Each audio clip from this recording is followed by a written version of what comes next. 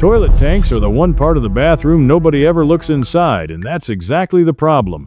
You scrub the bowl, you wipe the seat, you mop the floor, and then every flush pours water over your sparkling clean bowl from a tank that hasn't been touched in years. Lift that lid right now and there's a good chance you'll find dark slime creeping up the walls, rust-colored streaks, a musty smell, and a film floating on the water. That tank is quietly re-dirtying your toilet every time you flush it. Today, we fix that with a half cup of hydrogen peroxide, and I am going to walk you through exactly what happens in there, minute by minute. Minute 0. Take the lid off, set it flat on a towel tank. Lids crack easily, so never lean one against the wall.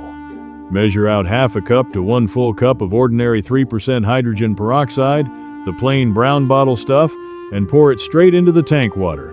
That's the whole job. No scrubbing yet, no draining, nothing else added. And I mean nothing else. Never pour bleach in after it, and never add vinegar on top, because peroxide works alone or not at all. Mixing is where people turn a cleaning trick into a chemistry accident. Minutes 1 through 5. Look closely at the walls of the tank and you may notice tiny bubbles starting to form, especially where the grime is thickest. That fizz is the peroxide meeting organic gunk and breaking apart into water and pure oxygen. This is the entire secret of why it works. Peroxide is just water carrying one extra oxygen atom, and when it finds bacteria, mold, or biofilm, it dumps that oxygen right into them, ripping their cells apart. The bubbling you see is literally the sound of the slime losing. Minutes 5 through 30. Now it's soaking. That dark film on the walls, that's biofilm, a living mat of bacteria and mold that loves cool, dark, damp places, and your tank is basically its dream home. The peroxide is oxidizing that layer, killing the mold spores and bacteria inside it, and loosening its grip on the porcelain and the plastic parts. It's also deodorizing while it works, because that musty, swampy smell some toilets get isn't coming from the bowl at all, it's coming from the tank, and it disappears when the biofilm dies. Give it a minimum of 30 minutes. Got a really nasty tank? Leave it a few hours or even overnight. Peroxide is gentle enough that the soak time costs you nothing. While you wait, let me tell you why I reach for peroxide here instead of bleach, because this part matters for your wallet. Inside that tank are rubber parts, the flapper, the seals, the gaskets. Bleach sitting in tank water is notorious for slowly eating those rubber components, warping the flapper until it stops sealing, and then your toilet starts running all night and your water bill quietly climbs. Plumbers hate the drop-in bleach tablets for exactly this reason. Hydrogen peroxide at this dilution is far kinder to those parts, does the sanitizing job, and then simply breaks down into water and oxygen. Nothing toxic sits in there afterward, nothing harsh goes into your pipes, and it's septic safe at these amounts too, because it won't nuke the good bacteria your septic system depends on the way heavy bleach can. One more thing worth knowing while it soaks.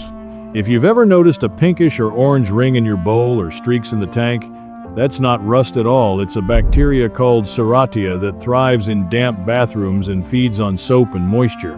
It shrugs off casual scrubbing because it keeps reseeding from wet hiding spots, and the inside of your tank is one of its favorites.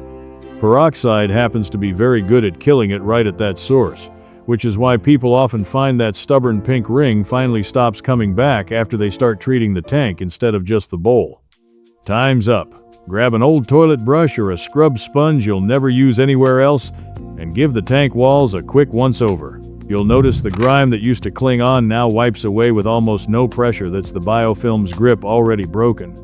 Get the corners, the water line, and gently around the components without yanking on anything. Then flush. And here's a nice bonus.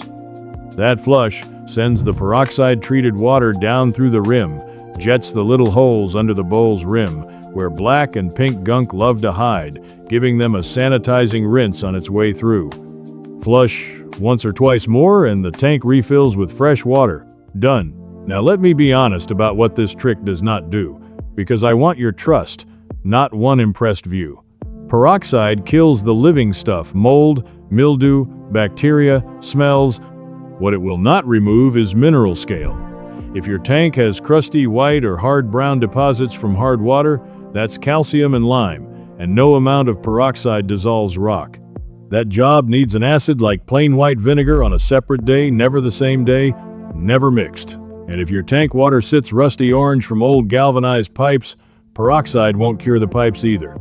Know what tool does what, and you'll never waste a bottle of anything again. How often should you do this?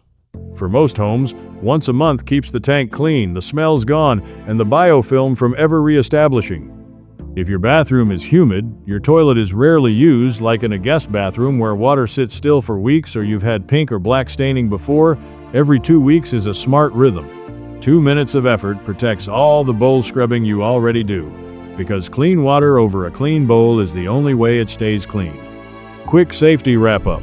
Use only the standard 3% brown bottle peroxide. The strong concentrated grades are a different chemical experience and have no business in your bathroom. Keep it off your clothes because it can bleach fabric spots and out of reach of kids and pets while the lid is off. Never combine it in the tank with bleach, ammonia, or vinegar. And store the bottle in a dark cupboard because sunlight quietly turns peroxide into plain water and you'll wonder why it stopped fizzing. So that's the whole move. Half a cup to a cup of 3% hydrogen peroxide straight into the tank, 30 minutes of soaking while it bubbles the biofilm to death, a 30-second wipe, and a couple of flushes to rinse the rim jets on the way out. The slime dies, the musty smell leaves with it, your rubber parts stay healthy, and every flush from now on is washing your bowl with clean water instead of tank soup.